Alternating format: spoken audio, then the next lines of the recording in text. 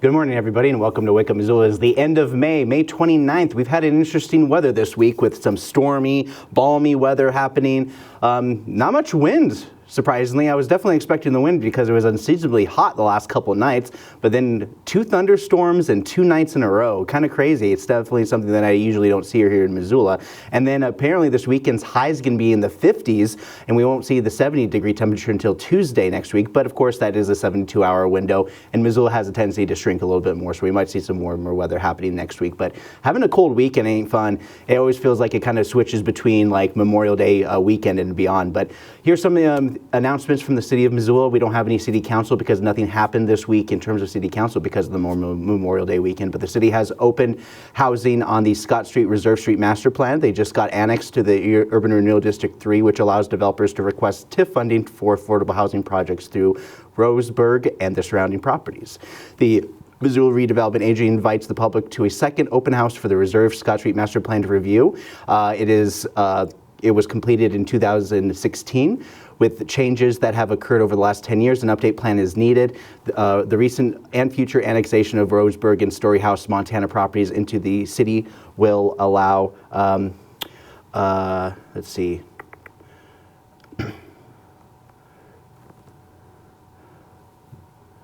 over the last 10 years, blah, blah, blah.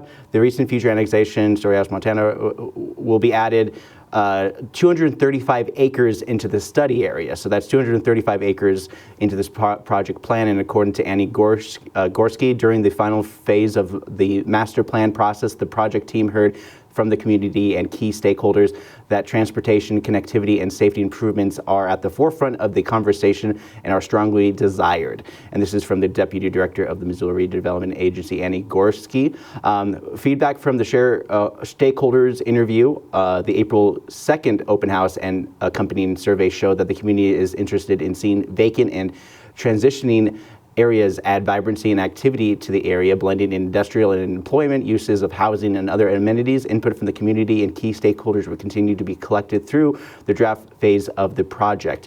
The second public workshop is scheduled for Wednesday, June 10th from 4:30 to 6 p.m. at Child Start Head Start School at 1001 Warden Avenue. This is on the north side. Child care and a light meal will be provided. And if you don't know where Head Start School is, they usually do that in the summer movie series, and they usually have that information, and you really can't miss it. It's kind of like right there if you turn off like you're going to the gas station on the north side. The Missoula Current also happening starting on June 11th and every 11th of the day of every month leading till November 11th. They're going to be doing a housing success story from veterans here in Missoula. The month story focuses on U.S. veteran Daryl Bradshaw.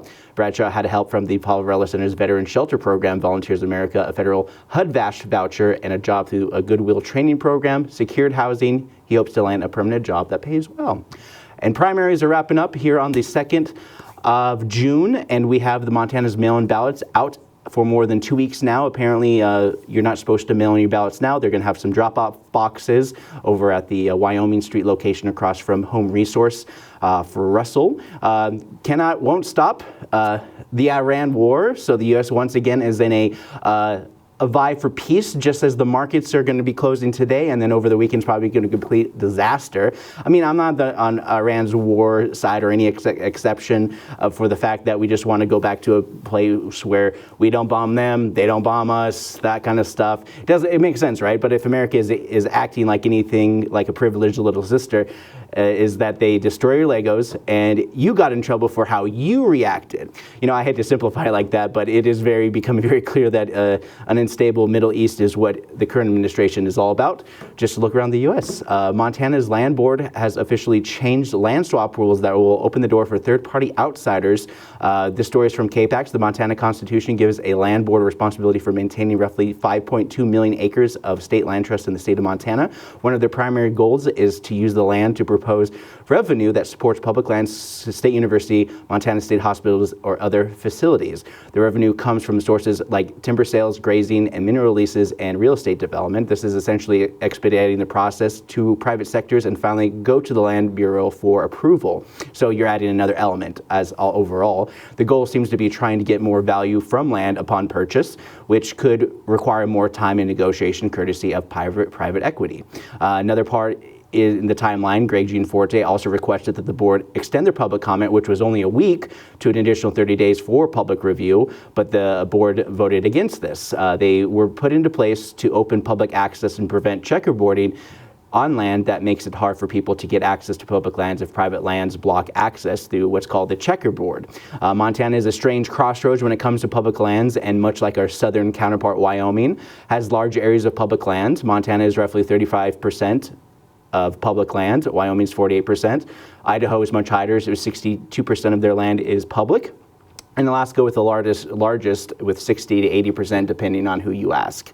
I only mention this because once the land is gone, it's not really public land again. Don't get me wrong, Missoula has our open space bond that uses this to buy land trusts and protect lands and whatnot. As land is being courted for AI data centers in various regions in Montana, from Great Falls to Bonner, just outside Missoula, the bigger question arises from the impacts to the community: energy consumption, water uses, e-waste, local risk, location risk, scalability and efficiency, noise. Those are the main areas of concerns that people have brought up. The noise itself would disqualify it from continuing based on the Bitcoin mining operation that was closed down a couple years ago in Bonner. This was through the, so the law, because of that law, it extended to these 500 special permission structure that would need to get permission from the Consolidated Planning Board via Missoula County on July 1st at the county courthouse in the Sophie Marie Room at 6 p.m. This is a Wednesday night at 6 p.m. in the 1st of July. We're a month away from the meeting, and many people inside Bonner and Bond will be present to give comment. AI data centers have been under great scrutiny for the youth, as anyone mentioning AI in their commencement speeches have routinely been booed. Maine is one of the first states to ban AI centers, not outright, but it seems like a lot of those states are kind of curving the way that they're being implemented and how much energy that they take. So that's one of the things that they're making sure that they're moving forward with. And whether we believe AI is the future or not, the people being asked to take on the burden without incentives for this new business model are putting all bets on AI as an intangible product that relies on computers running very hard, requiring 24/7 service in perpetuity. Some are outright banning, I would say Maryland, but some are putting caps on energy consumptions like Maine at 20 megawatt ceiling. That energy can power 15 to 20,000 American homes just with the 20 megawatts. The one in Bonner is roughly going to be, from what they said, it was like 6.1 megawatts with the capacity going as high as 29 megawatts. Many are not fully banning them as they are requiring longer periods of time for review. And Georgia just basically kicked the can down the road until 2028. New York has Public Utility Commission that requires a comprehensive report on the new utility. Montana has a right to compute law that actually goes into the opposite direction of these kind of things, established that government cannot restrict private citizens or companies from owning or using computational, so it's a new word for me, relax, resources for lawful purposes unless it is narrowly tailored to serve a compelling state interest. Critical infrastructure, it requires facilities to rely on AI such as power and water systems to implement strict risk management policies based on recognized standards. That's because impact to communities is pending. At the same time, AI in general cannot be used politically to incite ideas on the sides of political spectrum. However, that didn't seem to stop Kentucky's voting-based system when Thomas Massey in the primary, because they did an AI-generated video of him, AOC, and Ilmar Oman, both the opposition left, regardless the voter base being boomers, were convinced, and despite how the election turned out, Massey lost the primary. MCAT covered AI panel discussion and is available for viewing on programs coming to you. Part of this discussion spoke about those impacts to the community and how Montana is going about dealing with those high-powered data centers. Mind you, regardless AI, the data center issue isn't just AI, but it encompasses a growing need for digital storage beyond growth rate. In many ways, data centers are becoming protected like any public utility, but lack the output benefits for local communities besides your dumb videos online. So far, the MEIC, Montana Environmental Information Center, joined with the Missoula community partners about data centers and the Bonner one being proposed and up for vote through the Missoula Consolidated Planning Board. I'm going to mention that again at the end of this, but I actually have clips for you guys from that particular meeting. Instead of doing a city council, I did an AI panel city council review for you guys. I have a bunch of clips to show you guys, and here's Derek Goldman from Northeastern Energy Coalition gave opening remarks to this. An industry boom like what we're seeing with data centers isn't new to Montana. Since statehood, we've experienced booms like this, from the rise of the copper industry, the coal bed methane rush, the timber barons, the Bakken boom, the luxury real estate land grab, and other well-financed expansions of industry, all who viewed Montana as easy pickings. And Montanans have largely paid the costs in the past. We're still dealing with a legacy of metal mining pollution, pulp and paper mill pollution, farmers in eastern Montana who have fought oil and gas companies for the rights to their own water. And many of our lakes and streams have mercury fish consumption advisories on them. And in many ways, the AI data center rush feels similar to those booms of the past, a growing billionaire-backed industry seeking to monetize Montana's resources for private gain.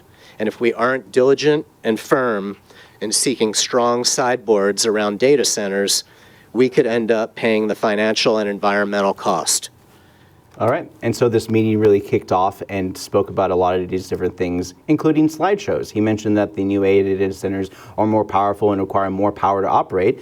Amy Sillenberg from Climate Smart Missoula, Barbara Chilcott from Environmental Law Center, and Ann Hughes from MEIC kicked off the panel on how they process data. And here's Ann Hedges talking about this via a slideshow. Well, about a year ago, a professor from Harvard came out with a study, a report that really showed what's going on all over the country and how utilities are, they're putting the costs of adding data centers to their electric system on the backs of customers.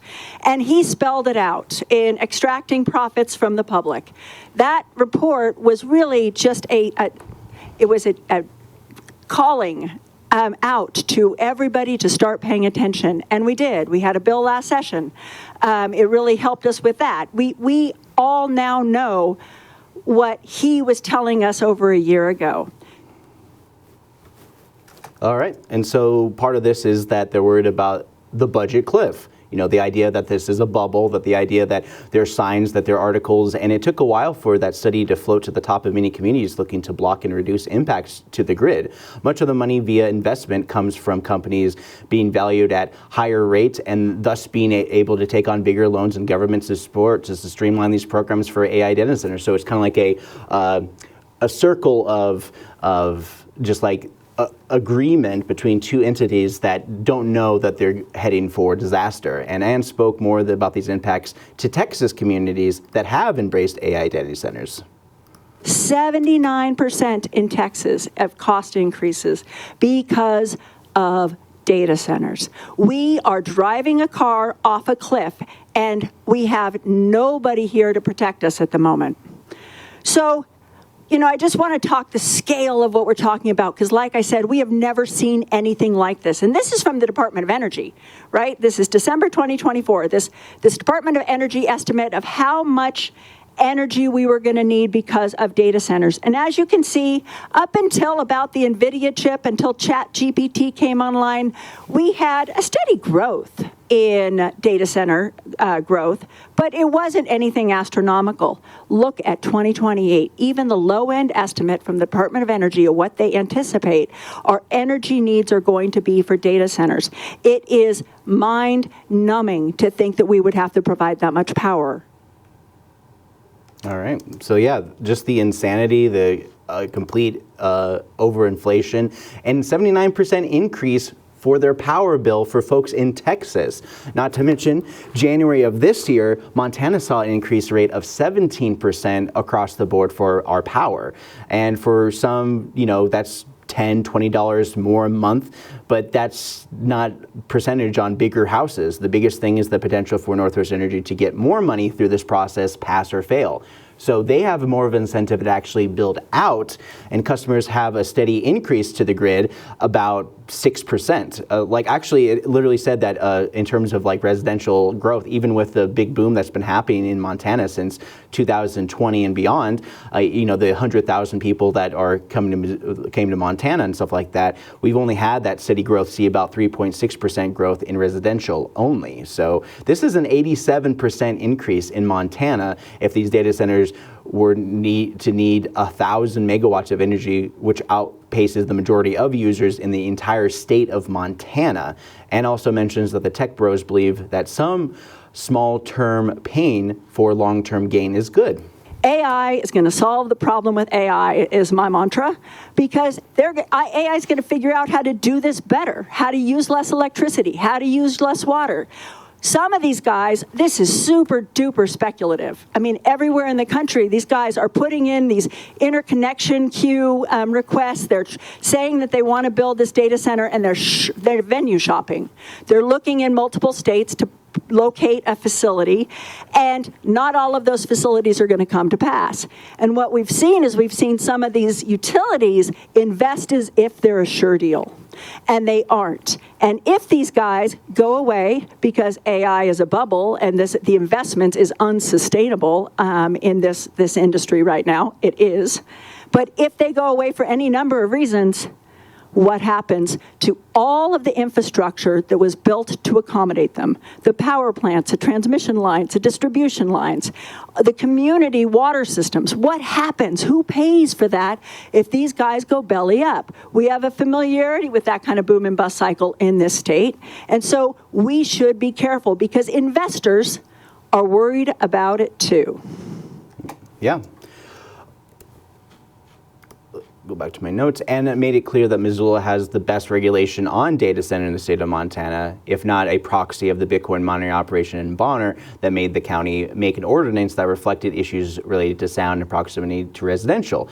If it wasn't for Bonner's school being so close to the proposed AI data center in Bonner, it would have been a sure thing. The state has put Bitcoin and data centers under the lowest category of taxes at 0.9%, which is lower than its 6% since 2017. So state has many incentives to support data centers, and data centers have many reasons to start in Montana. They used to have to pay 6% in taxes, like I said, and in 2023 the legislature extended those to crypto, and in 2025 the inevitability of AI data centers to also include that.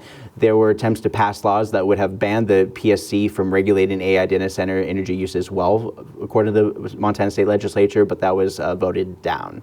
Barbara Chilcott, the environmental lawyer, spoke about the water rights and usage, because that's one of the major issues, and a lot of people have been bringing up on these meetings, because even in Bonner, the folks that brought in, folks who know AI and basic data center lingo to say that they're going to be using a closed system for their water usage. So there's interesting dynamics with that, and there's not too much clarity beyond just them saying that. Clark Ford gets really low. Ann and I noticed on our drive here from Helena today that it's pretty full. I haven't seen it that full in a long time, and that's pretty cool.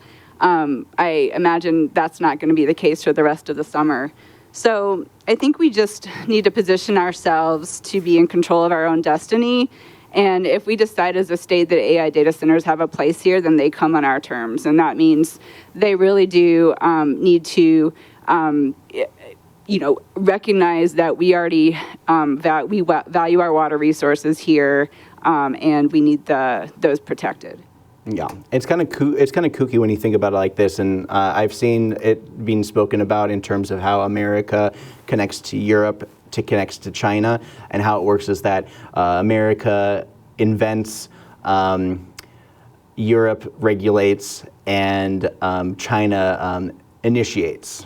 That seems to be like the ongoing thing when it comes to a lot of these things. So America's always kind of been like the test subject to make sure if things work the way they do, and then they get regulated hardcore in the Europe, and they have a lot of the more success for the society to company ratio, and then just China already has control over all their companies already through their communist with capitalist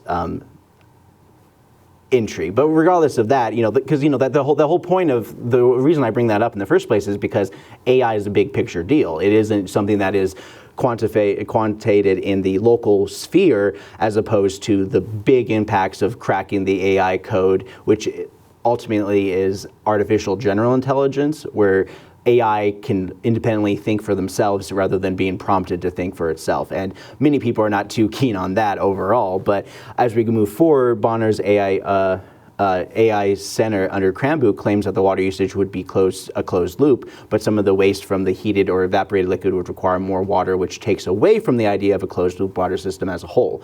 And not to mention, Clark Brook River does provide 80% of our drinking water through our aquifer. Barb also talks about the water usage in energy.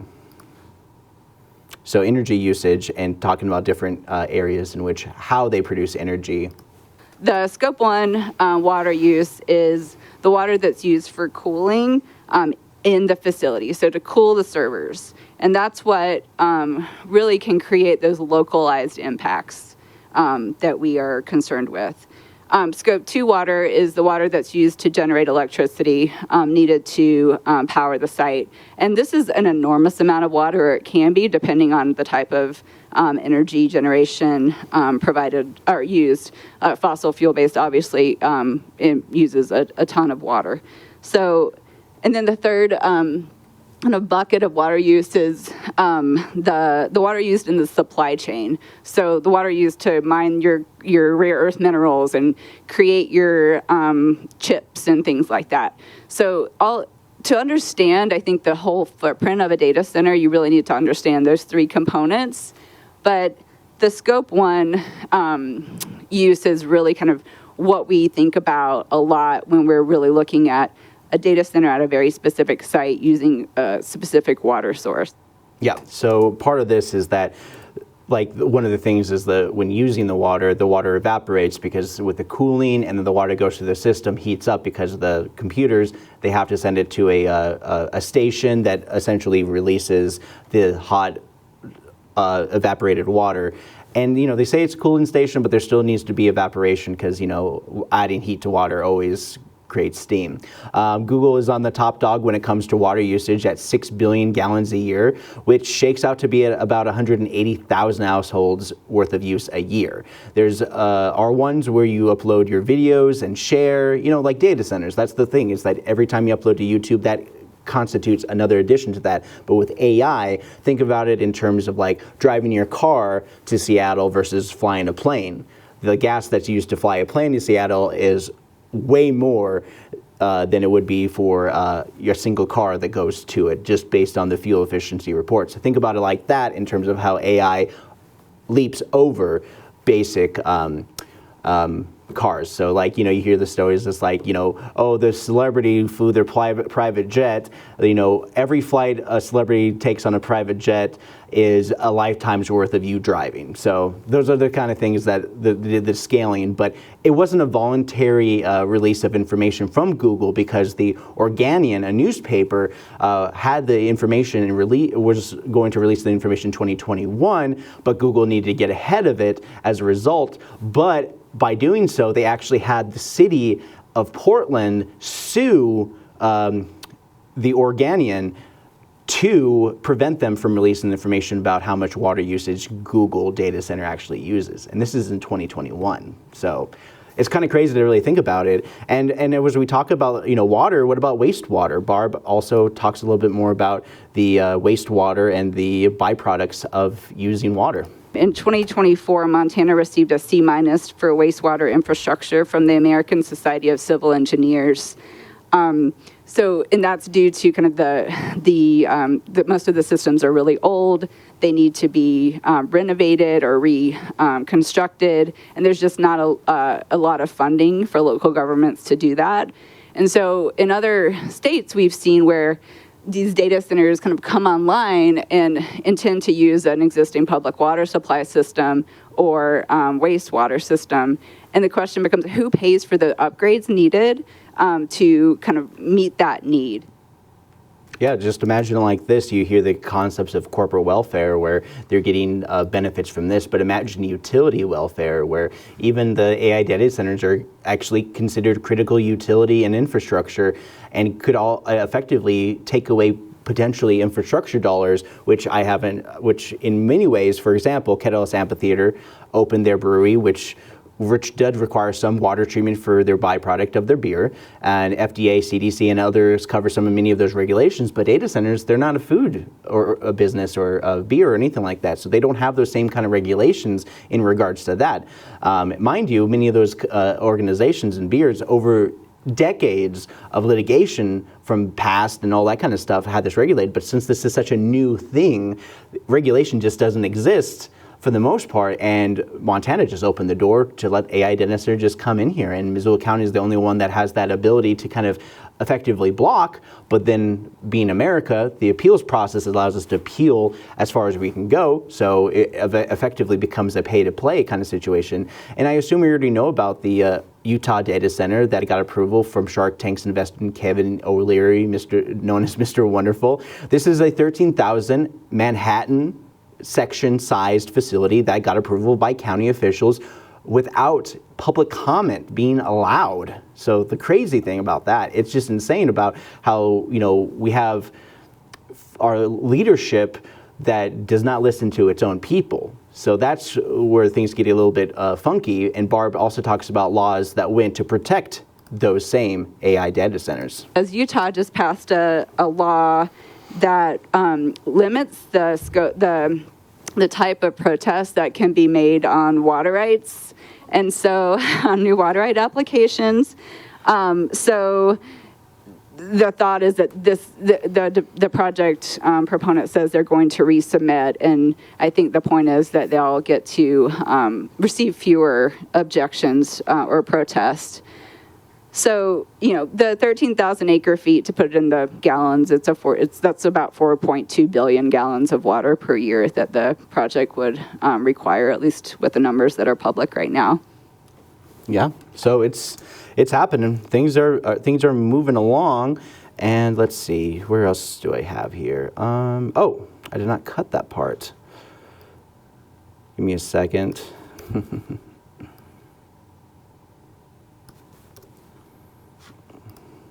Okay. She also believes that asking questions before letting data centers would start with water usage and where it comes from, power consumption and technology being used, water protections, and reactive under the broad view of our Constitution of a clean and livable climate. However, those issues didn't stop industry over the last 50 years, where we had the Clean Water Act. Cranbow of Bonner plans to use 50,000 gallons of water a month, which demands 5 megawatts of power, but plans to scale up to 29, which they're allowed to based on the quality of that industrial zone, and any kind of growth or anything like that, which could even see 100 megawatts where we run into those high usage issues. Once they are in, it becomes a lot harder to regulate them with lackluster regulations, and all impacts water to be in litigation hell for years. I mean, just to get the EPA to do water studies. I hate to pick on Frenchtown again, but during the Trump's first administration, he cut a lot of EPA stuff, and they stopped testing in Frenchtown. Biden came back almost a year, like 2.5 years. They finally got the EPA to do it, and now EPA is basically being gutted to a point of just irrelevance. Amy Stillenberg, Climate Smart Missoula, talks about adequacy and a little bit more about that. Let's see, where am I with my notes? Okay, here she is. Here's Amy. Data centers in Missoula County in zoned industrial center heavy. That's that's the designation. And they have specific zoning regulations. Again, these came out of this crypto mining regulations. All power must come from a new renewable energy source. It can't just come from a hydro dam that's already been in existence. It has to be new. It has to be additional. Because again, our elected officials, the county commissioners, and all of us thinking about climate want more clean energy, not just taking it from somebody else. All right. Yeah, that's a it's a reasonable ask, but mind you that there is a carbon tax on fuel as a result of the war in Iran, and without actual use of those words.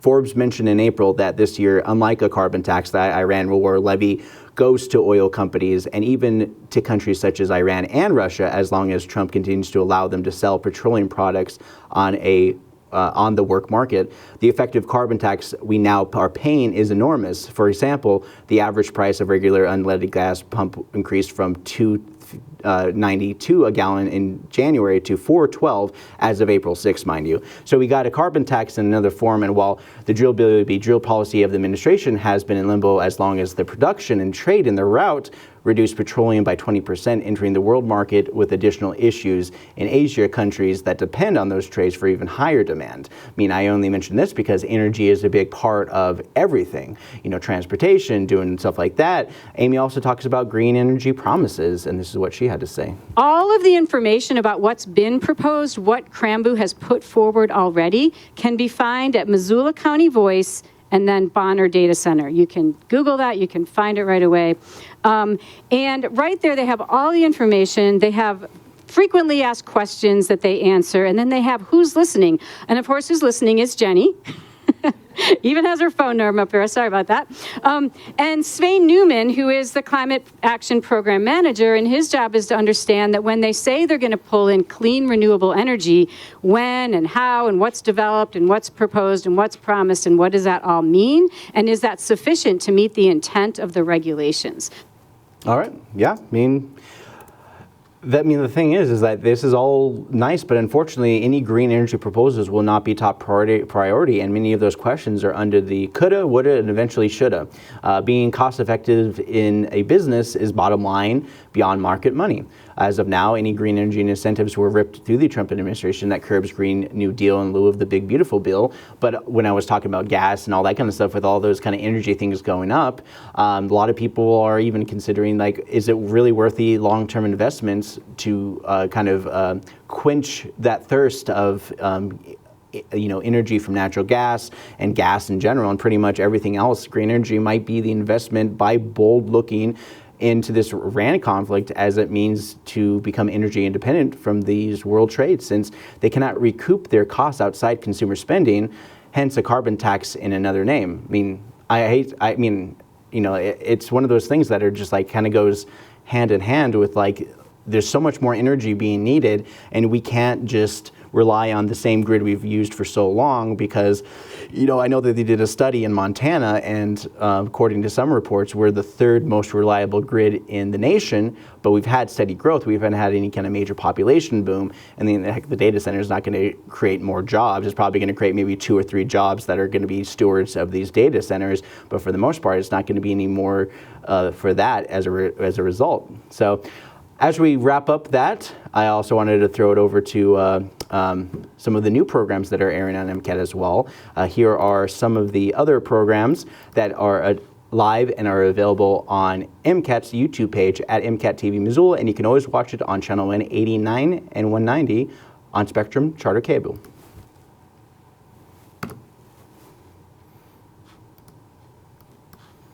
Give it a second.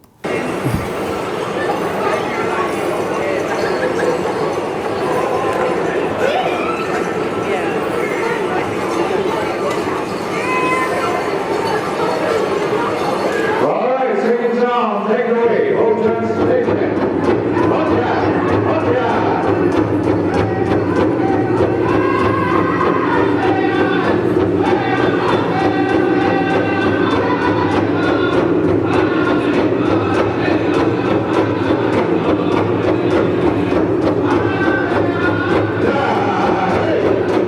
Pull my finger. What happened to class and refinement? No, this is a subversion of the genre. Here, just pull my finger.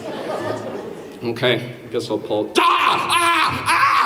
What did you do to me? I don't know. What did I do to you? You dislocated my arm, you nitwit! Well, I'm sorry, you have such, tiny baby arms. You dirty, no-good, rotten contract breaker! Wow, this is a little bit of deja vu, I guess. Listen, Scott, this is all so silly. Can't I just do some karaoke? No. Axia and others like them would rather line their billion-dollar bank coffers off the backs of seniors and others living in these communities. And that is not right. That's not right. We are not here asking for a handout from our city, county, or the state of Montana. We simply want to be heard and to be treated fairly by Axia. So I am here today asking you, what do we do? What do we do with this horror that refuses to even come to the table to hear our concerns and discuss them with us? Do we stay quiet? Do we stay isolated? No. Here's the truth, folks. We are not powerless.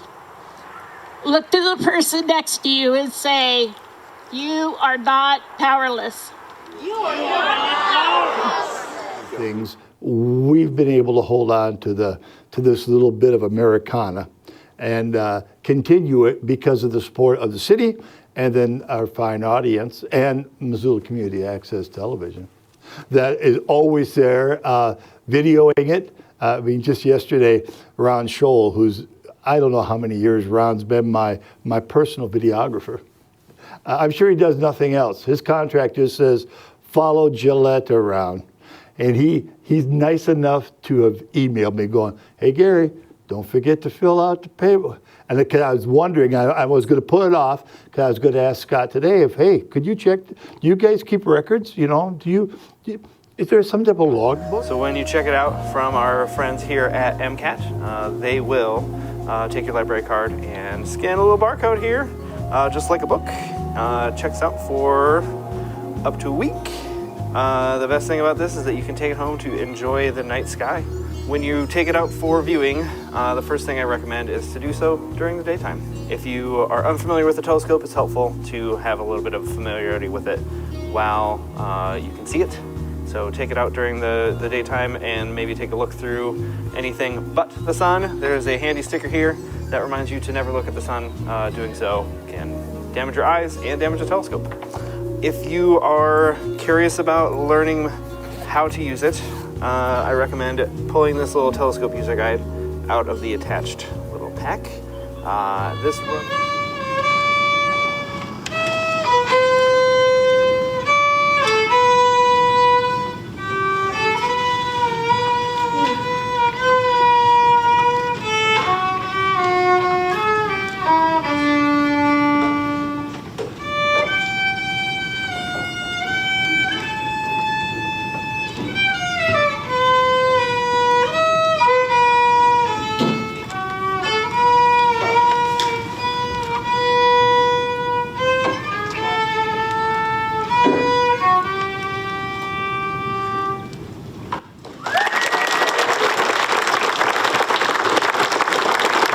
Hey, welcome back. Let's talk about some movies that are coming out this weekend. It's time for Pre-Critic, where I prejudge movies based on nothing but my biases towards movies. Kicking things off is The Backrooms, or Backrooms if you want to drop the. Getting top billing in the release calendar as the liminal space horror movie follows an online movement not as strong as Slender Man, but still more or less the concept of how mazes were used as the original escape room. This movie follows a retail worker who finds himself in an endless hallway of rooms in the forgotten portal in his own workplace. This movie has a lot more cachet online than most movies do, and they don't even have the same uphill battle as Slender Man movie, which is really funny when you get a chance to watch Slender Man, because that is one of those clear movies where just they take a concept on the internet and be like, let's do generic Hollywood horror film. Boom, done. And maybe we'll get this from this one. Who knows? Pressure. We look back at World War II again, and this time the movie is about weather. So this is whether or not the weather works in favor of D-Day or may not claim victory against Nazi-occupied France in the famous Normandy beach. They made a movie about the arts during World War II. They made one about a British boy in China during World War II. I can go on, but you kind of get the idea, where they come out starring the most decorated general in history, team up with meteorologists to bring D-Day when the weather is just right. Oscar bait? Because it is World War II, after all. Just kidding, they usually release those Oscar bait movies in October and November. Then we got The Breadwinner. This is one of those kind of like safe bet kind of Mr. Mom movies. You know, Nate Bargatze's a clean comedian. He's all about doing clean comedy and stuff like that. So for those of you who like watching stand-up, you probably might as well skip because most people who watch stand-up are just like, they like the raunchy stuff. But so this movie is about a dad whose wife made a deal that will rake in loads of money. But as a result, the guy has to take a sideline and be like, hey, you're going to have to look after the kids. I know you're going to make a lot of money. We could probably even get a nanny or whatever, but I think it's important for you to actually start raising your own kids, with hilarious results, because who doesn't like a Mr. Mom, fish out of water kind of story about a guy who's trying to figure out how to raise his daughters, who's kind of relegated to his wife the entirety of their childhood for the most part. But if this will make more of a I didn't know that to I know, but in a funny way type of parenting. So that's what you can expect from these kind of movies. And up next, we have a new dubbin stuff for you guys before I go into some events that are happening this weekend. Oh, jeez. I can't believe this happened already. All right, looks like we're stuck here. Everything okay? Yeah, I think we got a flat tire, as you can hear from that giant pop. Is the coast clear? Let me see here. Oh, I get some soldiers, maybe some MPs coming this way. Keep your head down. I got this. Okay, then. Well, if you guys can keep it down while the military police are looking after us. They're a bunch of bums. Don't worry about them. We have nothing to hide. Oh, nothing to hide? They're gonna shoot me. Oh, hey, boys. Just doing my soldierly duties, doing patrol and stuff. I just happen to have a flat tire and everything. Would you like some help? That is so sweet of you guys, but I think I got a handle on it. Oh, here's the plan. If they catch us, you just have to say that you're my sister, okay? Oh, you calling me your sister, considering what we did last... Well, let's not talk about it. Let's do a cutaway. Are you sure your axle's not off? What do you take me for? See? Boys just talking shop. Boys will be boys, and men will be men, after all. There's this cool little spot on the countryside I want to show you. Have you ever changed a tire before? Have I ever changed a tire? Excuse me. Good old Chip covering for me as always. I'm hungry all of a sudden. You're a little too nonchalant. Do you mind? And they got these lakes with all canoes and stuff. We can ride them. I'm starting to think you're stalling. Well, the next thing I gotta do is check the engine because the tire went flat. Seems reasonable to me. Oh, I can't wait to be alone with you. It's gonna be so much fun. Just you and me and the lake and beds and the stove. Well, about that, Chip is coming with us, and he's going to be hanging out with us, and... What is your relationship with Chip? Oh, he's my closest friend from cadet school. Oh, he's kind of weird. Well, technically, I met you through him. All right, random dancing, everyone. Come on. Ugh, dancing, dancing. We're dancing. Here she is. Look, spinner, I'm going as fast as I can. Spinner, faster. All right, just a couple more. This is good. Flip her around. Exactly. Good, we're doing really good. See? Nice, presentable, and release. Digging for gold. Oh, God, were you... Okay, let's put her on the car. Right over here. Ugh, how much more do we have to practice this thing? Not much longer, don't worry about it. Catch me, please. So, we gotta get out of here. See ya. Forever. Oh! That sucked. Ma'am, do you see where those two soldiers went? We're after them. Are you threatening me with that little stick of yours? All right, get up. So, you're the accomplice this whole time, weren't you? That's not fair. I don't even know the meaning of those words. Oh, I see how it is. You're just playing dumb.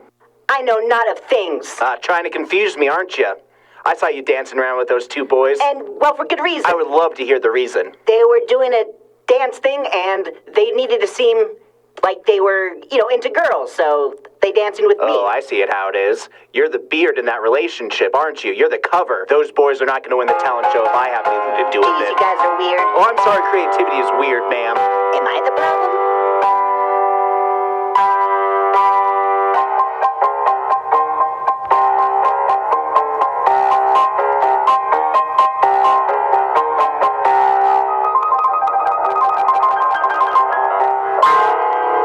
All right, welcome back. Let's talk about some events that are happening over this weekend. We got some things going on over at Franklin Park Quanzhong is an ancient Chinese practice where skillfully one of owns life force energy. It's like Tai Chi, but not Japanese.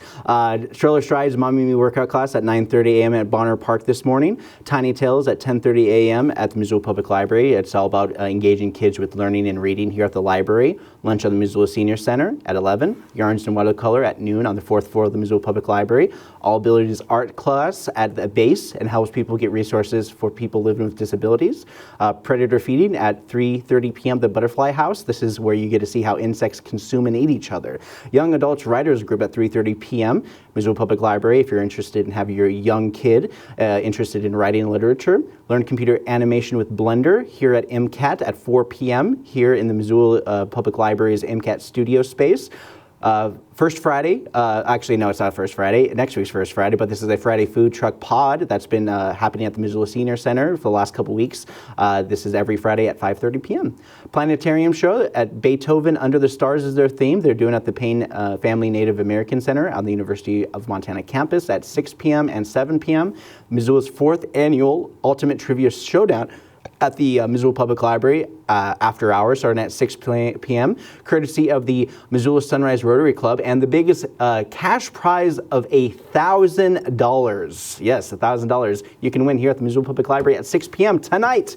Botch Burial at the Dark Horse is playing some rock music at 7 p.m. tonight. Karaoke at the Jack Saloon at 7. Jazz Off the Rails at Leaf and Quiet. Canto Brazil is performing at Zach tonight at 7. Social Dance at Dunroven Ranch at 7 p.m. with Mountains Dancing. Way Down North is playing bluegrass music at the Old Post, and Cranky Stan Bubba House is hosting Dan Dubake. I always butcher that name, but Grand Swell at the Pronto Levio is going to be at Westside Theater, and they're at Westside Theater for Friday night, and ecstatic dancing and community to music from one of the favorite local bands, Ponto Levio. Come express yourself freely without spectators, chit-chat, nor alcohol. The spaces that connect to your music, yourself, and the feeling of dancing in your community. Stuck Up Dust Moth Isle of Huldra live at Monk's playing a rock show at 8 p.m. Screech Owls at Sunset with Adam Potts of Hoot Owl Project, the Natural History Center. So Screech Owls is among the most widespread owls in the U.S., but are notoriously agnamic and difficult to spot. Join for the evening of May 29th tonight for a lecture about the ecology of western screech owls, followed by a sundown walk into their habitat. With luck, they'll be able to glimpse of to see the lives of these small but mighty predators. And a lot, it seems like when it comes to predators, the smaller they are, the more effective they are. Saturday markets and such. Pleasant View Housing Neighborhood is doing a garage sale at 8 a.m. So we go to Pleasant View neighborhood to learn more about that. Do it yourself. Plumbing at Lifelong Learning Center. They also have a wall design and sheet wall later that day on Saturday as well. Makerspace walk-in hours for anybody interested in 3D printing and laser engraving. Makers line dancing at the Missoula Senior Center every Saturday at 10 a.m. All Schools Orienteering Festival at Silver Park. This is a great way for kids to get outdoors, use compasses and maps, and learn a little bit in between, all at the Silver Park Center at 10 a.m. on Saturday. Yoga for kids at Missoula Public Library at 10 a.m. We do have a yoga program here at the library, but they also are trying to extend it to kids. Museum hours at the Missoula Art Museum at 11 a.m. Fire Department open house. This is from 11 a.m. to 2 p.m. the Missoula Fire Station 3. You can also visit the Moon Randolph Homestead. This is a city kind of operated property where they allow somebody to kind of live out there for it's like an artist residency in a way, where people kind of steward the land, give tours, and part of that deal is you get to live there and live on the homestead. Fine Valley's Autobahn is doing their 50th anniversary celebration at Greeno Park. It started at noon on Saturday. This is from noon to 5. Bring your favorite dish to share with their membership, families, and friends. So a nice, cool little potluck. Backyard mini golf jamboree at Big Sky Brewery. So if you're interested in doing some mini golf, they're doing a pop-up over at the Big Sky Brewing Company at 12 noon on Saturday. Teen open space at the Missoula Art Museum at 1. Saturday drop-ins here at MCAT every Saturday at 1 p.m. We're going to be suspending it in July, but we're going to keep it going through June. Do-it-yourself drop-in, build your own car diffuser at Golden Leaf Studios at 1 p.m. So, if you have a stinky car, or if you want to brighten it up a little bit more. Do-it-yourself home repair, drywall. This is lifelong learning stuff. Doing a lot of home repair workshops this weekend. Day Scottish Whiskey Tasting is happening at Rhino Bar. So they're doing a whiskey tasting at 2 p.m. in the afternoon. Saturday Tiny Tales at Missoula Public Library at 3 p.m. D&D Guild for Teens at 3 p.m. in Missoula Public Library. the Cray Cray for the Clark Fork. This is at the Mirror Street Tap House. It's the pig races at the Jack Saloon. So if you're bringing a high-speed hog racing to the forest for a brand new community tradition, entry is 100% free, meant to benefit the FFA program. So that's 4 p.m. Pig races at the Jack Saloon on Saturday. Bingo night at Odd Pitch at 6 p.m. James Landman at the Old Post at 7. Viva Montana at Elks Lodge. Donkey OK. Hunter Archer Utility, Solid State Karaoke at the Bulldog Lounge, Westside Lanes, DJ Chris Moon every Saturday at 10 p.m. to wrap up your Saturday. Sunday, if you're interested in doing a plant walk, they're doing it at Chris Pond. They'll be wandering 9 miles to learn about the fresh spring faces of our forest, touching a multifaceted identification, municipal and cultural application, ethical harvesting, and repository, starting with the potluck picnic featuring some of the wild-crafted delicacies. Social dance at class at the Rocky Mountain Ballet Theater at 1 p.m. on Sunday. Clay Studio is doing beginning hand building from 1 to 3. Acrotainment is doing their golden ticket, kind of like stunt performance, stage into like a. It is sponsored by Willy Wonka. It is using the wonderful world of Willy Wonka, following Charlie's adventure through the chocolate factory as Roos Acker Sports Center youth perform flips, tumble, and dance through magical landscapes brought to life. And this is doing 2 shows at 1 p.m. and 5 p.m. on Sunday. Then we got movie night at the Missoula Public Library. We're bringing movies back here at the library. They're doing Iron Jawed Angels at 2 p.m. Improve Your Band Sound Workshop at Volume Room at 4 p.m. Bitch Flower is performing at Badlander. And then Rocking Karaoke at 8:30 p.m. at the Sunrise Saloon. So to wrap up all your days happening this weekend, I thought I was going to have a short show because I had no city council, but the AI Data Center footage really helped out. And if you're interested in learning more about AI and the panel that was discussed on May 19th, it is a great way to get engaged and understand kind of like AI, data usage, other stories, and collective information to be redistributed throughout our community for better knowing what's happening. And as like I said before, July 1st at 6 p.m. in the Sophie Marie Room at the County Courthouse is where they're going to be hosting the special permission to allow Cranboo, the AA Data Center being proposed in Bonner, to get approval through the Consolidated Use Planning Board. So that's what's happening there. And for Wake Up Missoula and MCAT, I'm Scott Ramp. Take care, everyone.